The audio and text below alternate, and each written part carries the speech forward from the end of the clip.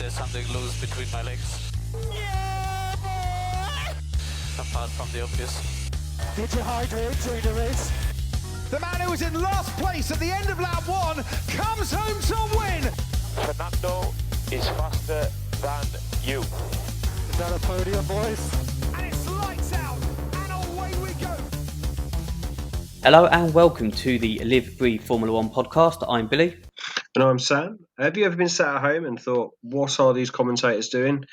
Well, here we are. We decided we know more than everyone else and thought we'd have a go at a podcast. We're just going to have a little talk about pre-season testing first, just give our views on the outcome of things. And it was a good showing for Red Bull. Yeah, they did really well. Looked really impressive. In my opinion, by far looked the more stable car. Well, I think it's their best testing since 2012. Yeah, it's really nice to see, actually. It's hopefully they'll give Max Verstappen the car that his talent has deserved and not received as yet. Absolutely, and he's got a teammate that can hopefully. A lot of people will argue with this, but be that rear gunner that that they've needed for so long. And I'm sure Perez can grind out some wins himself. I'm not saying he can't, but it's Max's car, isn't it? That car's been designed around Max, and hopefully he's starting to get the fruit from that. Yeah, I mean, they'd be crazy not to. When you've got a talent like Verstappen in a car, you've got to build around him because otherwise you're not going to get your best out your best asset. Mercedes. What can we say about Mercedes? Looks like they've struggled. I mean, historically they are one for playing games and hiding their true pace, but there were some worrying signs. The car didn't look stable. Obviously, they had a couple of reliability issues. It was also had by their customer team or team. Yep. But neither of the drivers looked particularly happy either. No. Well, they completed the fewest amount of laps as well, 304 laps completed. When you look at the Alfa Romeo, completed 422. So that's pretty much 2 race distances more as well. Raikkonen did 50% of that in the last day.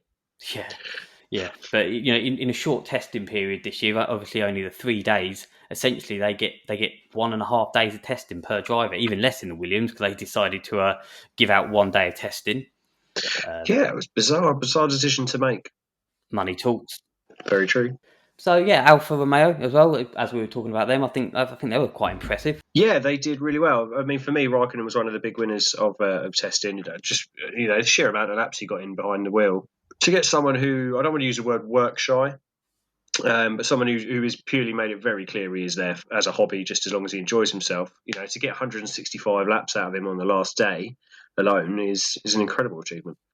And he had the 4th fastest time as well. It was on the C5 tyres, but it's a real good showing by them. I mean, what were they? Kimi Raikkonen was in 4th. I'm just having a look now. Antonio Giovinazzi was quite a bit further down, but timing wise, it was a second behind. It's interesting. I don't think they'll be anywhere near that far up. I think they'll probably be, 3rd or 4th slowest car on the grid, most likely. But yeah, it's nice to see them further up. And that brings on to Ferrari. Now, their power unit does seem a lot better, but I think they've still got some of the drag issues they had last year, and I can't see them being all that competitive. Yeah, Matteo Binotto made it quite clear that they weren't putting a lot of hopes on this season, and they were sort of more focused on next year. But the car does look nice. I think they've made some nice touches with the front wing or the nose, more should I say? I think that looks quite nice. I'm still a bit undecided on the green as with regards to the livery, but I think the car overall, it's going to be there or thereabouts, upper midfield at a push. But yeah, it's not bad, not a bad little car. McLaren, one of my winners of testing as well. Both drivers look very comfortable in that car. I mean, Ricciardo straight in that car, straight out of the blocks, and I think he's going to do very well this year. Yeah, historically my favourite team. Growing up with McLaren, seeing them not quite the Senna days, but Hakkinen, Coulthard, and Hamilton's obviously with his title win. It'll be really nice to see them challenging for wins again, which is where I hope they're going to be this year. As you say, Daniel Ricciardo, he's a force to be reckoned with most days. He's super consistent, knows how to motivate a team, and they seem to be in a good position at the start, which is always promising. Yeah, I mean, I'm not quite sure I'm with you on the wins. I think they can pick up wins, but I think it's going to be on weekends when Mercedes and Red Bull do something drastic and crash off but I think they're going to be there to take them that chance this year. I mean, they were close last year on a couple of times. Sainz was very unlucky not to win last year when Gasly won. in Italy. Yeah, it's very unlucky. But I have to say there was not a dry eye in the place for that Gasly win. No, it was nice to of course. see him, and I think he'll do well this season as well with AlphaTauri. And Alpine, the nicest looking car in terms of livery, didn't impress as much as I thought they might. Sort of when you look at them tail end of last year, they were looking quite impressive. They don't seem to have made the jumps forwards as much as the other teams have. No, I wonder whether they've got a little secret weapon. Either that or they've got something massively wrong. If you look at a cut out of the airbox, it just looks really bulky, and it looks like it's, I don't know, a little bit top heavy. It's a bizarre design, not one that I've seen on any other car. I agree, but the best looking livery on the grid, but I think they're going to struggle. I think they've also made the wrong decision with the drivers, personally. So, after testing then, how do you think this season's going to go? Obviously, we don't know everything. So, like I say, people like Mercedes are quite known to sandbag. I think by the end of the season, I still think Mercedes will be probably the fastest car on an average weekend. I think it might take them a few weeks to get there, but yeah, I think they've said themselves sort of 4 or 5 races possibly to get back up to speed to the Red Bulls. Yeah, so it just depends on how well Max does those first races, and if Checo can, if he's there allowed to take some points off him, then it could obviously help the Mercedes catch up a little bit. But personally, I think it's going to be a tough one between McLaren and Red Bull those first few races. Should we look into the team review then? What we're going to do, we're going to run through each team, have a little talk about them, and just give our views on how they're going to do on the season ahead. I'll go first with Mercedes. We kind of touched on them already. Yeah, it's Mercedes. I still put them down as the favourites for the title. They may have had a difficult pre-season, but when you've got Lewis Hamilton in the car, you know you're going to do well. Bottas, I mean, I've been watching Drive to Survive. I know you're not quite through it yet, are you, Sam? No. They touch on his second driver wingman status in that, and you can tell Bottas isn't very happy about it. But what I found quite interesting is, and you'll see this when you watch it, the comments that come from the team don't seem to back up the fact that he's not a second driver and that they want him to win. Wouldn't surprise me. I mean, if you've got, as I said, like with Red Bull, if you've got a talent like Hamilton in the car, you're going to want someone who complements him in every way, not just, you don't want another Nico Rosberg incident. That they touched on that as well in one of the episodes, and you can tell that that Wolff does not want that again, and I don't think he'll ever allow that to happen again. Which is why we've spoken at length before about Russell not making it into that car, probably for that precise reason that they don't want two people challenging for the title. They don't want them tripping over each other. I mean, my personal opinion, I think George Russell's a very different personality type to Nico Rosberg. I think he would challenge him most races. I think he'd be a lot closer than Bottas. I don't think he is as fast as Lewis Hamilton. Not now, not at the moment, no. I think they'd complement each other quite well. I think if you've got a talent like George Russell waiting in the wings, why wouldn't you want him learning from the best driver of this generation? Which brings us on, if you finish with Mercedes to Red Bull, arguably the strongest team in testing by quite a considerable distance, really. They looked by far the fastest car. Perez, although he said publicly he thinks it's going to take him 5 races to get up to speed with that car, I don't think that's true. I think he'll be disappointed if he's anything much more than half a second off Verstappen from day one. But yeah, I think they're going to be early. Off him in testing. Yeah, I think he'll be there or thereabouts. He's too good, too experienced. He may be in qualifying over a 1 lap pace, but over the race he'll be right on his tail. And I think they're probably the early favourites for the title this year. Yeah, I agree with that. I mean, I think that will be the difference this year is Perez's racecraft compared to, the Gasly and the Albon, the seasons before. He knows how to race other drivers. He knows when to push, when to not push. And I think that's going to be invaluable to Red Bull this year. And I've heard he also likes to be raced hard. So I'll move on to McLaren then. Yeah, a very impressive testing for them. Norris is, one of my favourite young drivers. I think he's got the right character to be a world champion. People are going to love him when he finally has a chance to be in a more competitive car, and he's got the likes. I mean, Sainz pushed him, well last year. I think Danny Rick will push him even more this year. So it's probably a good time for Norris as well to have a partner like that. He's in his 3rd season now.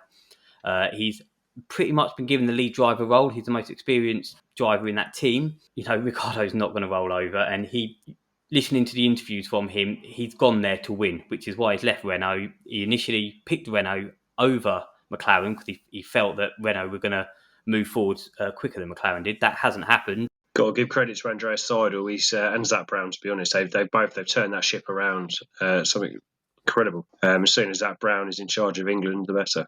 Next is Aston Martin. So for me, they are my biggest disappointment of testing. They have so much promise. I mean, there was loads of hype around the British Racing Green. Not a big fan personally. I wish they'd gone for the sort of lime green yellow-ish colour that they used in the WEC. Oh, the car just doesn't look very good. You know, if it is the same as last year's car, just with an evolution, they looked at times last season like they weren't quite understanding the W11. The W10. Well, when you don't design the car, you're not going to understand it. Yeah, and I feel like that's the trouble. When you borrow a design, if you're not there from the ground up and you don't understand the concept of it, maybe you're going to struggle to then develop it. But they've made promising changes. So the rear of the car looks like it's been pretty much completely reworked around the new Mercedes power unit. They've got a lot more cut-ins to try and maximise the amount of floor space they can use with the restrictions this year. And hopefully, you know, if they get on top of it, I think we might see a green car fighting for podiums occasionally, but it doesn't look hugely promising right now. Yeah, like you say, I think everyone, the way they ended last season, everyone expected them to maybe push on again this year, but they do seem to be falling behind a little bit on the development. Yeah, and I mean, personally, I think, you know, the driver lineup doesn't look hugely strong earlier. It depends very much what version of Sebastian Vettel they are getting. You know, can he wind back the clock and bring himself back into the four like he did in his early Red Bull days, or are they going to get the sort of later Ferrari Sebastian Vettel, who, let's be frank, looked like he just couldn't be bothered to be there? No. Well, again, on that, I don't really blame him. You know, to be sort of basically told you're sacked before you even drive a single race of the season, anyone's head's going to go down. You know, it took a long time for him to actually know whether he's even going to be in Formula One this year. It is, but he was one of the highest paid drivers on the grid last season with one of the most prestigious teams of all time, and he's paid the big bucks. You know what I mean? He should be able to self-motivate even in adverse conditions. I know it's a difficult position to be in, but that's just me. I think they'll do okay. I don't think it was more. I don't really think it was a self-motivation thing. I think it was it's disheartening for him. He's finally got that Ferrari drive.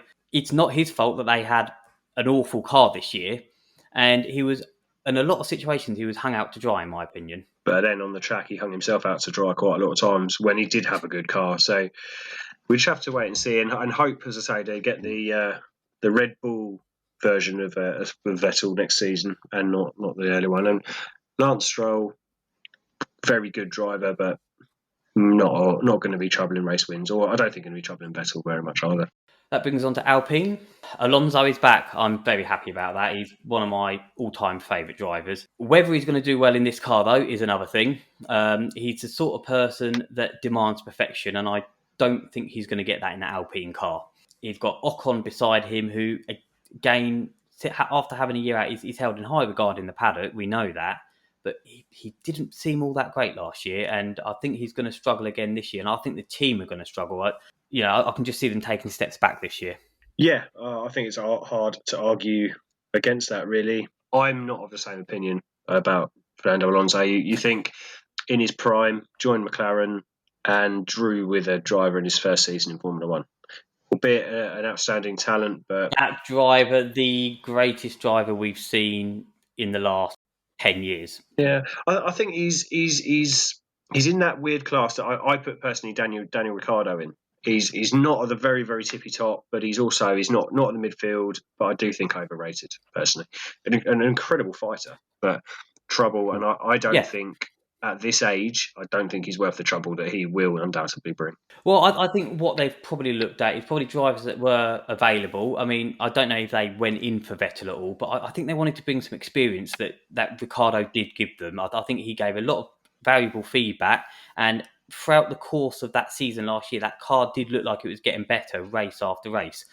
And I think that's what they've looked for. They've just looked for a little bit of maturity and a little bit of experience just to try and help kick them forward. Yeah, I hope they do. As I say, we both said it's the most attractive of the new liveries, other than any of the liveries, actually, to be honest. I think it looks stunning. Yeah, I think it's going to look very stunning, and you're going to get a lot of time to admire as it slowly drives past you. That leaves me with Ferrari as my next one. Yeah, I'm quite excited to see how Science does, to be honest. As I touched on earlier, I think they made some nice touches and evolutions over last year's car. I think Science is going to be a surprise. I not this season. I think this season, by the end of this season, he'll be challenging Leclerc regularly. I think next season he's going to be beating him. You think he contested with Verstappen, who is supposed to be a phenomenal talent, and he challenged him every single race when they were together at Toro Rosso. And I just think he's going to be pushing it. I think Ferrari are going to have a decent enough season. Nice midfield battles. They're not going to be struggling as much as they were last year. But I'm interested in the driver battle personally. Yeah, I agree. I think that's going to be a really interesting battle between the two. Obviously, Leclerc is their future. He's the only driver ever to be given a 5-year contract with Ferrari. So that is where they see their future, which I do feel a little bit troubling for Sainz on that, because they're going to sign a driver for that long. They're going to build the future car around that driver. And, Sainz has hopped around a few teams, and I just worry a little bit for him. I think he's a phenomenal driver, and I think if he's given a fair chance, he will push Leclerc all the way. I just worry about how much of a chance they're actually going to give him to do that. Yeah, I do see Sainz in a similar mould as Sebastian Vettel. He needs the right team around him. He needs, like McLaren, they supported him 110%. They loved him and adored him in the same way Red Bull did Verstappen. And I hope that they don't ruin his career like I feel they have done Vettel's. Moving on to AlphaTauri. Gasly, moving on from his first win in Formula 1 last season, Tsunoda. I think they've got a really good driver lineup. I really do. And I can see them doing well this year. I think they had a pretty good testing. I can see them really pushing for the top of the midfield battle. I think they're going to lose out to McLaren, but I think behind that McLaren, it's going to be close, and I think they're going to be there or thereabouts. Personally, I don't see McLaren in the midfield battle anymore. I think they're going to be they're not going to be regularly beating Mercedes and Red Bull, but I think they're going to be just a little bit below them, but probably 3 to 4 tenths regularly ahead of that midfield gaggle of cars. I agree. Their driver lineup, I think, is the best they've had in a long time. They've got Tsunoda, who looked amazing in pre-season testing, and Gasly, who second fastest time. Yeah, Gasly's got to be riding a high. As you say, he's come off his win after a really troubling couple of years. I think quite likely going to be his last win. I don't think he'll ever be troubling that Red Bull seat again. That Red Bull seat isn't the only other seat out there, though. No, but I also don't see where he can go to move up that grid. You think Mercedes have got Russell and Ocon waiting. Ferrari have got their two guys that are currently in the seat. They've then got Schumacher. They've got Giovinazzi still long-term contracted with Ferrari because they love him. I don't know why. But he's apparently his feedback and testing is phenomenal. That's why there's test driver roles for me. Yeah, I just don't see where he's going to go. I see what you're saying. He'd proven that he's got great character. Anyone could have lost that seat and just fallen away. But he didn't. He took it on the chin. He come back, got a win, and had a very, very strong season as well. Yeah, I mean, I've got great character, but it doesn't mean I'm going to be getting into the Red Bull seat anytime soon. That's debatable. Yeah, the talent's undoubtedly there, and he's got a great mentality. I just don't think he's got that outright speed that's needed. I think he got found out a little bit, put alongside Verstappen. He got a little bit intimidated. And as much as he's showing great character getting back up, I think the fact that he couldn't cope with being alongside someone with such talent says a little bit more to me. But a lot of people have struggled against, top talent. I mean, look at Lewis Hamilton. When you have these once in a generation drivers like your Hamilton, your Schumachers, your Verstappens, you're going to struggle. And we constantly talk about, it's struggling against these top drivers, but he was constantly getting within 2 tenths of him. It's just that when that front of the grid is so tight, and he's still young. Yeah, I think, as I say, top teams though, they want the very top drivers, and I just don't think he is one. So I've got Alfa Romeo, one of my favourite drivers of all time, in Kimi Räikkönen. Everyone's favourite driver, I think. No one can argue with that. No, I just think the quips he's come out with over time. I just think he's a once in a lifetime kind of guy. I just don't think we'll ever see any driver. I don't think we'll be allowed to see any driver like him in the future. You look at every sports person across all sport now. They've all got to be such well-rounded people and personalities. I don't think you'll be able to have someone who's as single-minded, shall we say, as Kimi Raikkonen. The days of a driver retiring from a race and then being seen on a yacht outside the track, I think are probably long gone. But they're going to have a tough season still. I'm hoping they're only going to be the third slowest car this season, but that's a hope. But I like him. Giovinazzi gives good feedback. He's not the greatest racer on the grid, probably the weakest, in my opinion. Oh, yeah, I completely agree. I mean, he seems to be very good on the first lap. I think, for nearly all of the races, he gained places last season. But he's the sort of man that you just never hear from. He doesn't really do anything special. No one talks about him. Quite often you can watch a race and barely hear his name. You'd forget he's even racing. Yeah, and I mean, for a team like Alfa Romeo, sometimes you want a driver like that who can pick up the points in the occasional chaotic race. But to move that team forward, if they're ever going to move forward, they need someone stronger. Yeah, and Raikkonen isn't going to be there forever. It will be a sad day when he retires again. Yeah, but yeah, it'll be a very sad day for the sport. That brings me on to the Haas team with Mick Schumacher and Nikita Mazepin. I can see them being the slowest car on the grid. I really can.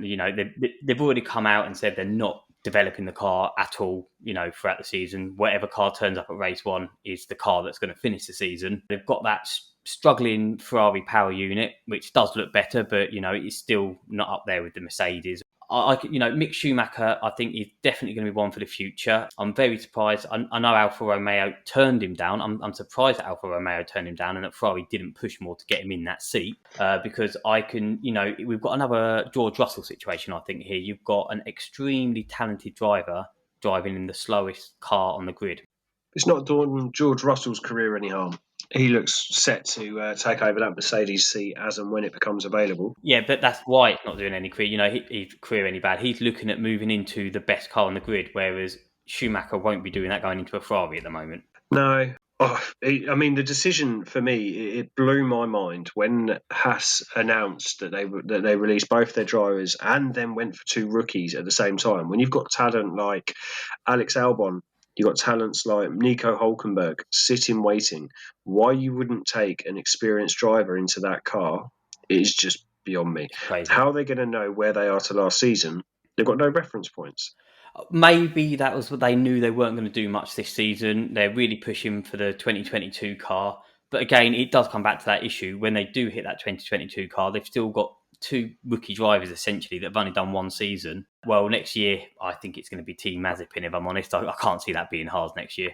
Is he going to be another version of the Stroll thing? He's going to go out and buy another team, and we're going to get the Russians versus the Canadians, sorry. Yeah, well, it's already going back that way, haven't they? And the Mazepin family are the owners of the lead sponsor. And I can't see, from what I've heard of Gene Haas, he's very successful in motor racing, and I just can't see him hanging around with a struggling team. No, he's committed down due to the cost cap, I believe, for the next few seasons. I'm a fan of Gunther Steiner. I like Gunther Steiner, but some of his decisions, just as I say, I just don't get it. They've been innovative at times. With their power units and what they did when they first came in. The way they sort of spread their costs and optimize where they spent their money. We're working with Ferrari. Yeah, it was a really clever decision. And they've obviously now been unlucky. Nobody would have foreseen, that Ferrari were, accused of cheating with their power unit. Not that it was ever proven. Although, between me and you, I don't know why you need an agreement and a settlement in place if there wasn't something wrong with the engine. I think they're on a slow demise. And it's very sad because it's nice to see new teams come in and do well, but I don't see how they're going to arrest this decline with the decisions that their management are currently making. Which leaves me with the lovely choice of doing Williams. Very sad. It's going to be the first season I've ever watched Formula One where there has not been a Williams family member at the Grand Prix. I am not a fan of their livery.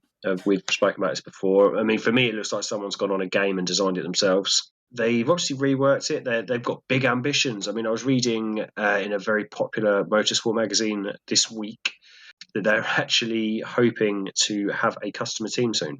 That once they start getting towards a bit closer to the front of the grid. Big ambitions, big words. And that's what I like to see, which I'm personally not seeing from Haas. But staying with Williams, they've got great driver in George Russell. They've got a very, very strong pay driver in Nicholas Latifi. I know it's harsh to call him a pay driver, but I don't personally believe he would be there without his money. But I think they're going to be. I'm hoping, fingers crossed, and on the floor, all my toes, all my fingers. I'm hoping they're going to move forward and get a couple of points this season, and hopefully finish second, maybe third slowest car. Mr. Saturday, he'll always be pushing as hard as the car is capable, and I hope that they can get Q2s and maybe, under the right conditions, the occasional Q3 this season. Yeah, I completely agree. The Haas I think is going to be at the back. The Williams, I think it is a successful season, even if they are only the second slowest car there, which unfortunately I think they will be. But yeah, they're going down the same model as McLaren were.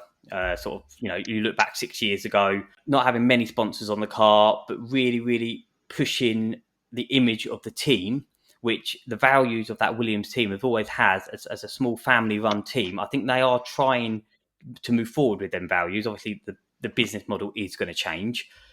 But yeah, I agree with what you said. Everyone wants to see them pushing up the grid, and hopefully it happens soon. I think they made a good decision strengthening their bond with Mercedes as well. Yeah. I think that's going to be good to help them move along. Also, similar to what Haas did when they first came in, it will just help them direct their money a bit more efficiently and hopefully, as I say, move them further up the grid. I don't think there's any fan of Formula One who doesn't want to see Williams a bit closer to the front of the grid. Right, so that's going to move us on to the next segment that we're going to talk about. What we're going to do, we're going to give our predictions, our personal predictions on who we think the top 5 drivers are going to be and also the top 3 teams. And then we'll revisit at the end of the season just for a little bit of fun and just see how we do. So if you want to give us your top 5 drivers, Sam? I'm going to start with my 5th and work my way up to my 1st. I think Lando Norris is going to be my 5th in the championship at the end of the season. I think he has matured fantastically through the years that he's been with McLaren. I think they have obviously committed very heavily with him. I think he's got the speed. That can't be doubted. And I just think he's going to be there or thereabouts. I think he's going to push Ricciardo very hard this season. That being said, I've got Leclerc in 4th. I think where points are ever available, he usually gets them. If that car can be dragged to any position, he will get it. He's very much like an Alonso, like a Danny Ricciardo. He's that sort of driver. He will always get what's available to the car. Are you saying Danny Ricciardo? He's my 3rd for the championship this season. I think that McLaren car looks incredibly strong. I think they've got in my opinion, overall, they've got the best driver lineup on the grid. I think they've got the most consistent block of drivers there are there. I'm a huge fan of both of those drivers. Past that, 2nd and 1st was a really tough decision. I think any other year in Formula One, watching practice of the last 7 or 8 years, you'd have said Mercedes drivers would have been 1 and 2, with Hamilton probably 1st. But I've actually gone for Hamilton in 2nd. I think they are too far off for him to be able to scrape that win. I think those 2 drivers, Hamilton and my eventual world champion driver, Max Verstappen, are 2 of the drivers on the grid that can outperform their car. They can drag the car further than it should be. But having said that, I've gone with Verstappen for a win, and I've actually kind of decided to probably win it 1 or 2 races before the end of the season as well. I don't think it's going down to the wire. That's some bold predictions. Mine's quite a bit different to yours, although we've got the same top 3 but in a slightly different order. So my 5th place driver is, I think, going to be Perez. I think that Red Bull just looks very, very good. But I do think he's going to be playing second fiddle to Max a lot this season, which is why I've got him down in 5th. My 4th place driver is going to be Bottas. And I think what will happen very early on, and this is the reason why we'll come to it, I haven't got Verstappen winning the title, because I can see Mercedes making that choice earlier in the season than Red Bull would as to who's going to be their lead driver for a title challenge, essentially. I've put Ricciardo in 3rd place because, similar reasons to you, that McLaren looks like a very good car. I can see them picking up a lot of consistent points this year. And that's why I've got him 3rd. And I've got Verstappen second, although, he's one of my favourite drivers on the grid in terms of pace. But I just can't see past Hamilton. Is a phenomenal driver. He gets the best out of the car week in, week out. He's very consistent. And yeah, I just can't see past him. Fair enough. So I'd love to see it. I'd love to see Hamilton surpass the titles. I'm not sure even a man of his prodigious talents is going to be able to overcome the shortcomings that Mercedes appears to have this season. So onto the top three constructors. I'm going to go with McLaren in third. I think, again, as you touched upon a minute ago, they've got a very good car, a very consistent drivers lineup. I think they will be the third best car on the grid this year.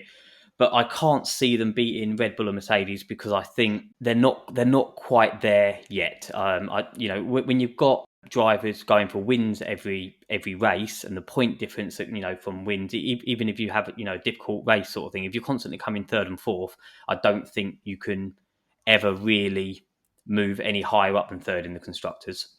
I've gone for Red Bull second, which marries on. If you look at my top five positioning of drivers, that's naturally where they would end up. I could see it where Red Bull possibly pip Mercedes to it if they can consistently split the Mercedes with Perez. I think that's going to be the key.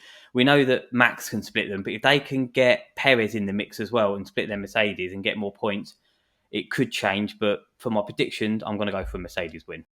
It's hard. It's hard because it's not hard. I've tried to find and work scenarios in my mind of ways that it's not going to be McLaren, Red Bull, Mercedes. I think Ferrari have got a stronger driver lineup. I think McLaren have as well than both of those front two teams. But I find it hard to, because those two teams are going to have such a performance advantage over the rest of the field, as they do every season at the moment. One of them is going to be on top of the other one. I think personally, Red Bull are going to do it. I think Bottas, he looks a defeated man. He doesn't look like he's got that fight anymore. Hope I'm wrong. I mean, I don't want to give too much away for anyone that hasn't watched it. He talked a good talk in the Drive to Survive series. They've done a little segment on Bottas, and he talked about always having this drive and desire. For me, I don't think it's necessarily the driver. I think it's more the team. There was instances last season where Bottas wanted to be put on a different strategy, and they never done that. If Hamilton says he wants to go on a different strategy, they do it. That's what 7 world titles buy. Oh, absolutely. But I just think, he's not going to be allowed. If he's not going to be given the same chances that Hamilton will have, I don't think he can ever win the world title with Hamilton next to him. Yeah, I mean, my point with that was more that I believe Perez he's come to Red Bull with that hunger. I think he's finally ready in himself for that drive. And I agree with what you were hoping earlier, that I think he's going to split the Mercedes with Verstappen more often than not. Fair enough. So Red Bull, Mercedes, McLaren for me. Brilliant. Okay, so the final bit we're going to do there is we're going to sort of, what's your outlandish prediction? What's the sort of thing that most probably won't happen, or most people would disagree with you, but you think may well just happen? Carlos Sainz winning a race this season before Leclerc does. Oof, I can't see either Ferrari winning a race this season. So, although my claim's sort of out there Stranger as well. things have happened. Yeah, I mean, it would be great if he does. I think he's certainly got the capabilities to.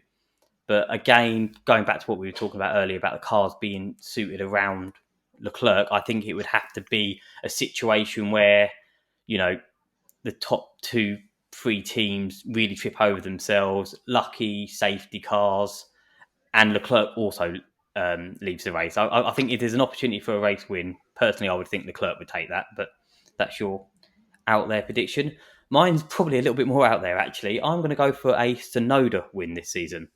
For a similar thing, I think with the calendar being how it is, where races not being raced when they usually might be, I can see big weather variances in some of the races, and I can just see a driver like Tsunoda really taking advantage, a bit like Stroll did last year and was a little bit unlucky, really. It is a really wet race. I can see him being the sort of driver that can really take that chance and possibly get a win. Yeah, I mean, I would definitely say on his day, he looks quicker than Gasly. Yeah, I don't think that's too. It'd have to be very much the right situation for it, though. I think they're AlphaTauri are that sort of team. You think, not many teams can boast only 2 wins when they're in the position that they're in. You think Vettel's managed to win with them, Gasly won with them last season. That they're the sort of team that you never really see as more as a midfield, but somehow have managed to get odd wins. It'd be nice to see. Right, well, that brings us to the end of this podcast. I want to thank everyone for listening. Please be sure to follow us on social media. We've got a Facebook page, Live Breathe Formula One. We've also got the YouTube channel, so please like and subscribe. And we have also just launched the website, which is lbf1.co.uk. Yeah, thank you, everyone. Thank you for taking the time. Hopefully, we've not bored you to sleep. I've enjoyed it. It's been a nice change for us, and hopefully, we've got many more to come. Yeah, and if anyone has anything they want us to talk about, if they want to disagree with us in any way, please leave us comments on any of the social medias that Billy there described. We're more than happy to take any criticisms, questions, or talk about anything that we can. Thanks for listening. Cheers. Bye-bye.